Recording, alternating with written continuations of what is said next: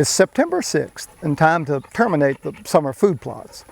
You can see approximately 11-acre field behind me here that's full. Obviously it's got a lot of sun hemp in it. If you look up in there, there's plenty of cowpeas growing. The sunflowers have come and gone. I think if you dug around in there enough, you'd find some okra. There's some sorghum in there, grain sorghum up in there, as well as a lot of native grasses. So historically, what I've done in the past is I would come in here with a roller crimper and mash all of this down with a roller crimper. And then because of all the native grasses that grow up in here in the summer in the south, I'd probably have to come back with glyphosate, spray the field with glyphosate, and then I would drill directly into that thatch mixture. But I'm doing it differently this year. As I've shared in other videos, I'm moving more towards what's called regenerative agriculture or regenerative land management, with the idea of how to best improve and build the soil.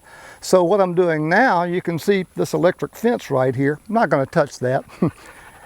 I've divided this 11-acre field up into 2 to 3 acre blocks all the way across it. It's a big rectangular field. I've divided it up, and I'm coming through and intensively grazing it with all of our cows. We have about 150 cow-calf units as well as 6 bulls. And so I'll put all of them on this 2 or 3 acres right here and keep them in there till they have grazed it down to nothing. And then what I'll have to do is probably come back with a mower and very quickly mow it, because some of the stems from the sun hemp and such may still be standing. I'll mow it as tightly as possible for what the cows didn't graze down, and then drill directly into that. So in doing it that way, I've avoided any herbicide use whatsoever. Now, what I've yet to determine is I may have to come in and lightly disc it to be sure that I get good, great seed soil contact with the drill. I don't know yet. I'm going to wait and see. It's all an experiment. First time I've ever done this sort of thing. So to be determined on that. But even if I have to lightly disc it, that doesn't mess up the soil web that much. It will recover quickly. It doesn't really hurt it that much in the first place compared to using herbicides, which I'm trying to get completely away from. So this is the before. Now I'm going to turn the camera off and we'll move down to another field down the way, another 11-acre field where I've already started the process, and I'll show you the after we've come through with the cows. So let's go take a look down there. So here is the after. You can see it's grazed down incredibly, very tight. I see a lot of bare soil here, and if that's the case, by the time I can get in here with a drill, I'm not going to mow it or scratch it, but it'll probably be a week or 10 days before I'm able to actually get in here and drill it as we follow the other processes. But the point is, you can really see how intensively the cows grazed it down. Cow manure everywhere. I see a lot of plantain and chicory. In fact, I'll get behind the camera again and point down and show you some of that. And there's another fascinating thing I've discovered in here. So I haven't had cows on this farm in 30 years. Been a long time, up until last September or so. So we put cows in here, and now we have dung beetles. Nature is so fascinating. So now there's dung beetles all over the farm, and they're taking the manure, coming up out of the ground, taking the manure and burying it into the ground and creating that fertility. I find those things just fascinating, and another testimony to the power of regenerative agriculture. So let's take a little closer look. I'll show you some of the plantain and chicory and a couple other nice surprises. So here you can see some plantain and chicory growing in the field. You can also see how tightly grazed it is. Of course, once the cows are off of it like they are now, it'll explode back up. They graze that. I have a hard time sometimes telling the plantain and the chicory apart, but this I tend to think is chicory. It's got the serrated leaves, and there's a fair amount of it in here, whereas, where's a good example? This, yeah, even better here. This, I know for a fact that that is plantain. So you can see the leaf structure of it. And again, very small here because it's been grazed a lot, but a fair amount of chicory and plantain in here. It'll last for a little while. And again, now that we pull the cows off, this field will respond quickly. We'll be putting the fall cultivars in there. It'll all be beautiful. This is one more thing that's pretty fun. Fungi. One of the principles of regenerative practices is to increase the fungal component of the soil. And so with the cow manure in here and such, we're seeing a lot higher fungal content, and that only improves soil health. Good stuff. One more thing to look at about how we manage this particular field is the chickens. Free-range organic chickens that are able, that's the coop right there. We have about 100 of them there. Most of them are loafing underneath it, but you can see them milling about a little bit. Let them out at daylight, put them up at dark. They're able to scratch and eat worms and bugs and whatever grasses or clovers that they want to eat that are in this field.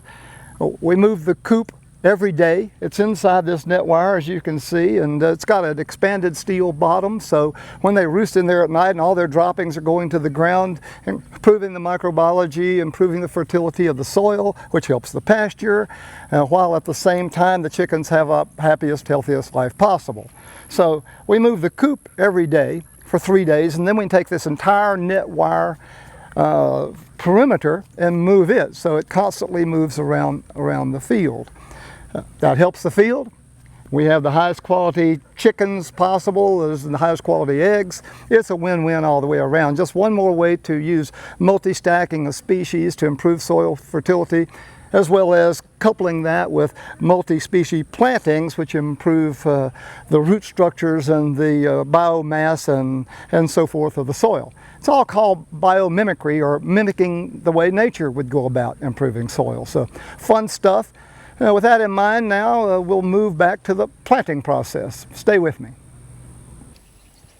We've been strip grazing this pasture, as I mentioned, and it's time to move the cows now.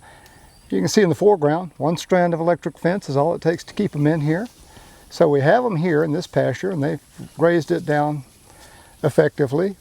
You can see the pasture they're going into, lush and green. They're going to love that. It's about 3 acres, so we'll have the totality of the cows on that 3 acres for maybe 2 days. So with that in mind, we're going to go open up a paddock lane and let the cows go in there. It's a lot of fun. Let's watch and see.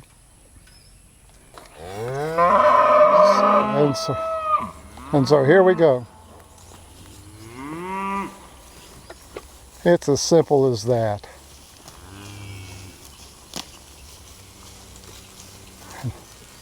You think they're excited?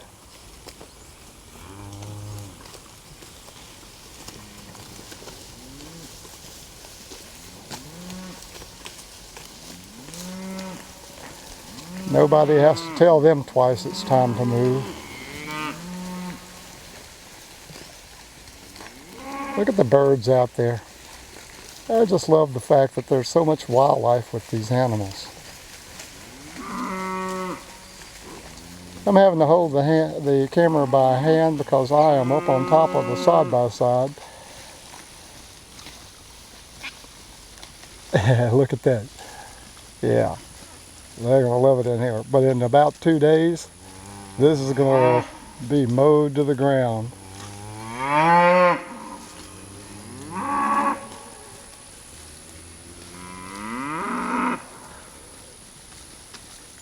So we'll leave the back fence down. There is another electric fence just right over here, about 50 yards, call it, that runs the length of this field, or the width of this field. But with the back fence down, they're able to still have access to the water,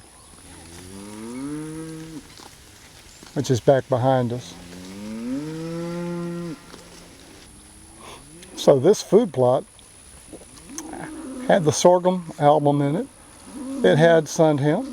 It's been grazed once, believe it or not. We've already grazed this pasture before, but this will be the termination graze. So we'll graze it down to the ground this time. It has cowpeas in it, sunflowers in it, okra in it, chicory, plantain, all kinds of things up in there. So the deer love it, the cows love it, the birds love it. Wildlife mecca. Everything about this is ecologically constructive. You have, of course, the manure and the feces and the saliva.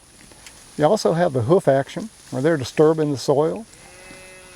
So all this feeding the microbiology, then just the fact that they're grazing the plants will put the plants under stress, and for a short period of time before we come in and mow this tight and start replanting it, the plants will be trying to send more sugars down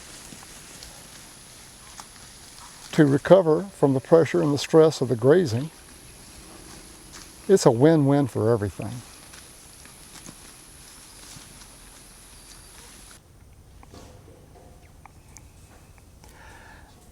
It's October the 7th, and we've decided to go ahead and take a chance and plant. We're in the middle of a drought, but there is a chance of rain next week, so we picked out a 4-acre field, and we're going to go ahead and drill it and take a chance that we get some success with it. So we're planting 75 pounds to the acre of wheat, 25 pounds to the acre of oats, 3 pounds of daikon radishes, 1 pound of turnips, 2 pounds to the acre of chicory, 10 pounds to the acre of red clover, and 5.5 pounds per acre of Durano. Should be an outstanding mix for both the whitetails and the cattle. So we selected a 4-acre field, and we have the right amount of seed total poundage for the 4 acres. This will be a way to test our settings and see how accurate they are. So he'll keep running the drill around the field till all the seed's out. So let's take a close-up look at the settings on this 8-foot Great Plains drill. The small seed box is set on 65 for the, and in there we have the Durano, red clover, chicory, and turnips. So that's set on 65. And now let's take a look at the large seed box and the setting there. The large seed box is set on 42. I know it's a little hard to see there.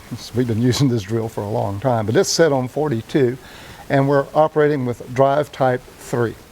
So that's our settings. As I said, we'll run it around the field till all the seed's out, and we may need to adjust these settings a little bit. They're not as precise as you might think. So we'll see how it works. Let's go over to the field now and take a look at the drilling process. October 7th, fall food plot planting, one of my favorite times of the year. This is a 4-acre field, and while we're in the middle of a drought, we're taking a bit of a risk planting it. There's no rain in sight for another 4 days. So we may have crop failure here. We'll see.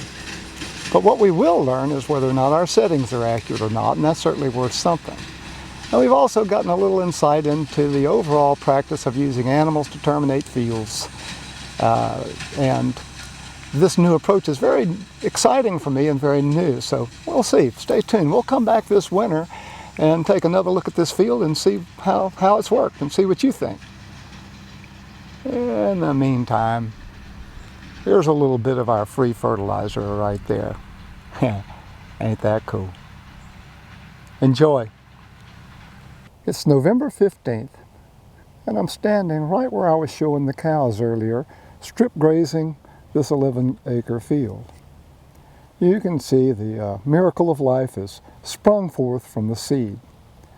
And thanks to a little moisture, this promises to be an outstanding fall, winter, and into spring food plot for cattle, for deer, for all the wildlife. We ended up not disking or mowing or doing anything to this field other than drilling directly into the field right behind the cows. Very happy with what I'm seeing, and look forward to how it will grow and respond, and can't wait to continue this wonderful experiment. Thanks for tagging along.